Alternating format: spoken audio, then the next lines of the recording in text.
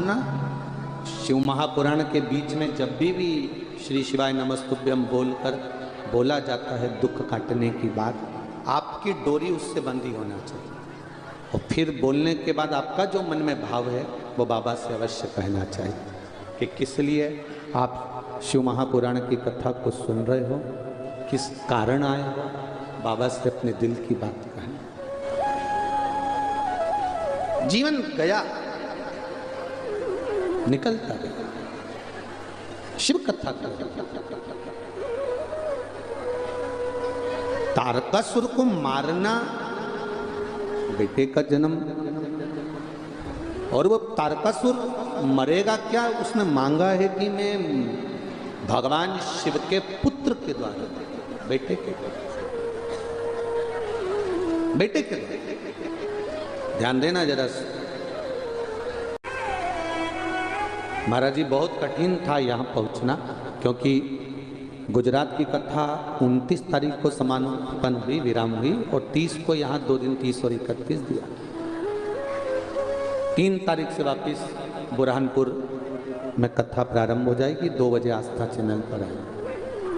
अब बीच में 2 दिन विश्राम के लिए लिए थे कि थोड़ा, पर विश्राम सतुआ बाबा के पावन प्रांगण में बाबा ने खूब अच्छे से करा, कोई कमी नहीं रखी,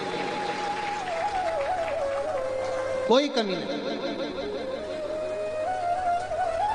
घर के लोग कहे थे कि थोड़ा कम्बल ले जाओ, बिछाने का कुछ लेकर जाओ, प्रयाग मेले में जा रहे हो। प्रयाग मेला मेला तो मेला है, पर समीर और आशीष दोनों बोले वो सतुआ बाबा जी हैं, की जरूरत नहीं है, सब बैठे हैं।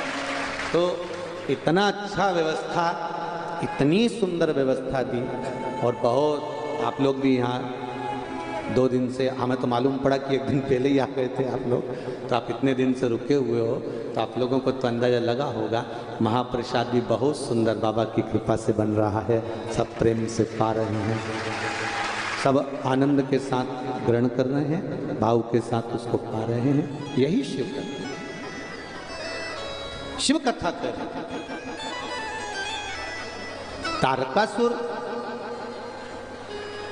का पुत्र, भगवान शिव का पुत्र तारकासुर को मारे। अब शिव के पुत्र को पाने के लिए पहले शंकर भगवान की समाधि को तोड़ा था, और किसी की समाधि तोड़ना या किसी के लिए गलत बोलना उत्तमता नहीं है।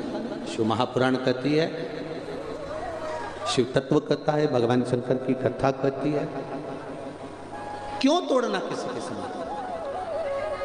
पर देवताओं ने अपने हित के लिए, देवताओं ने अपने आनंद के लिए समाधि को तोड़वाया। किसको भेजा? जम के बोलो जरा, कामदेव को भेजा। और कामदेव को जब भेजा गया और कामदेव से कहा गया कि जाओ शंकर भगवान की समाधि तोड़ो, और समाधि टूटेगी तब भगवान देवाधिदेव महादेव की अगर समाधि टूट गई तो फिर उनके द्वारा संतान की प्राप्ति होगी, क्योंकि उनका विवाह होगा, विवाह होकर उनको संतान। आप करो, जब से सती माता गई हैं तब से ये समाधि में बैठे हुए, समाधि में बैठे। जब से सती मैया गई है तब से ये समाधि में बैठे हुए। हो जाता है कभी कभी, कभी कभी हो जाता है ऐसा कि कोई डिप्रेशन में कोई व्यक्ति पहुंच जाता है, बहुत बड़े टेंशन में व्यक्ति पहुंच जाता है। आज आपको एक बात कहना चाहेंगे, एक पत्र आया, देखो, धीरज कुमार जी, मेरा नाम धीरज कुमार है, मैं काशी का रहने वाला हूँ, मेरा मोबाइल नंबर ये है, कहीं बैठे हो तो हाथ हिलाइएगा। आप ही हैं? श्री शिवाय नमस्तुभ्यम। गुरुजी, मेरे भोले बाबा का क्या बखान करूं? 5 माह से काम धंधा व्यापार व्यवसाय सब बंद पड़ा हुआ था, दुकान का किराया भी देने की सामर्थ्यता नहीं थी कि कुछ दे पाते, बहुत तकलीफ आ गई। एक बार जब दुख आता है ना तो वो झंझोड़ देता है, और दुख में जब व्यक्ति को झंझोड़ा जाता है तब वो ना जाने कहां कहां जाता है, भटकता रहता है, यहां जाएगा वहां जाएगा, ऐसा हो जाएगा। और भटकाने वाले भटकाएंगे आपको, बहुत भटकाएंगे। कोई कहेगा ये दोष लग गया, कोई कह गया वो दोष लग गया, कोई कहेगा तुमको ये तकलीफ हो गई, कोई कहेगा तुमको वो तकलीफ हो गई।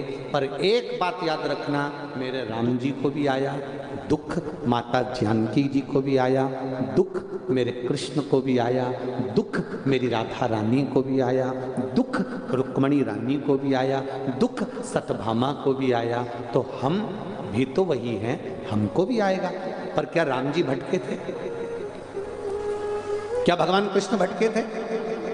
क्या करा? जब राम जी के जीवन में दुख आया तो उन्होंने शिवलिंग की स्थापना की, शंकर जी का पूजन करा। समुद्र नहीं मान रहा तो भी शिव की आराधना कर रहा है, वनवास मिल गया तो भी शिव की आराधना कर रहा है, शंकर भगवान की पूजन कर रहा है। क्यों? नहीं तो वो किसी से पूछ लेते कि महाराज जी बता दो हमारा दुख कैसे मिटेगा, कोई विद्या हो तो बता दो। पर राम जी के पास में कितने सारे संत, कितने गुरु थे, किसी के पास गए नहीं। उनने शिवलिंग की स्थापना करी, पूजन करी, आराधना करी। भगवान शंकर उनके लिए मार्ग प्रशस्त करते चले गए और पार होता गया। भगवान कृष्ण ने एक शादी नहीं करी, 16,108 रानियां भगवान कृष्ण की थी। एक औलाद नहीं हुई भगवान कृष्ण के यहाँ, संतान नहीं हुई भगवान कृष्ण के यहाँ। बिलक पड़े, रो पड़े, गर्गाचार्य बाबा जी को बुलवाया, मेरी 16,108 रानियां, संतान नहीं है, आप कृपा कर दो। गर्गाचार्य बाबा ने कहा तू चिंता मत करो। भगवान कृष्ण से कहा तुम एक रानी के साथ बैठकर शिव जी का अभिषेक 11 दिन तक करो। एक एक रानी के साथ भगवान कृष्ण 11 दिन तक अभिषेक करते रहे। जब 11 दिन तक एक रानी के साथ में अभिषेक किया भगवान कृष्ण ने, शिव जी प्रसन्न हो गए, वर दे दिया, तुमने 11 दिन तक मेरा अभिषेक करा है, एक रानी के साथ बैठकर 11 दिन तक अभिषेक करा, इसलिए तुम्हारी एक रानी से 11 संतान होगी, 10 छोरा 1 छोरी, 1,77,186 भगवान कृष्ण के बच्चे हुए। शिव की ये भगवान शंकर की करुणा से हुआ, कृष्ण की कृपा, भगवान शिव की कृपा से। वो भटके नहीं, किसी इधर उधर जाके उन्होंने नहीं पूछा कि हमको ये दुख आ गया। तो दुख काटने का एक ही तरीका है, एक लोटा जल। अब ये पत्र में भाई ने लिखा है कि इतना झंझोड़ दिया कि लाले पड़ गए, किराया नहीं दे पाते, दुकान नहीं चलती, ताले लग गए, सब तरह से जब परेशान हो गए तब टीवी पर शिव महापुराण की कथा एक बार चैनल बदलते बदलते सुनिए। हम काशी के निवासी हैं, बाबा के धाम के हैं, शंकर हमारे हृदय में हैं, पर जो विश्वास कथा के माध्यम से जगाया वो विश्वास उस दिन जाग गया। लोटा लेके शिव जी के मंदिर पहुंच गए, एक बेलपत्र बाबा को चढ़ाई, विनय करा। आपने कहा था अशोक सुंदरी की जगह पर हाथ रखकर, अशोक सुंदरी मालूम है ना, जहाँ से पानी बहता है उसके बीच में, अशोक सुंदरी की जगह पर हाथ रखकर बाबा से विनती करना जब बहुत तकलीफ में होता। बाबा से हमने कहा रोटी के भी लाले देने लगे हैं, तकलीफ बहुत बढ़ गई।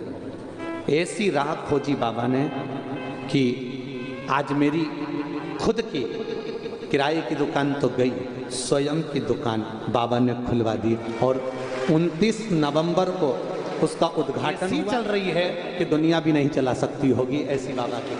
बैठिए रहिए, लाए नमस्ते। ये शिव तत्व है और दुकान का नाम भी दे दिया, दुर्गा चश्मा घर, शिव की कृपा। ये सब शिव है और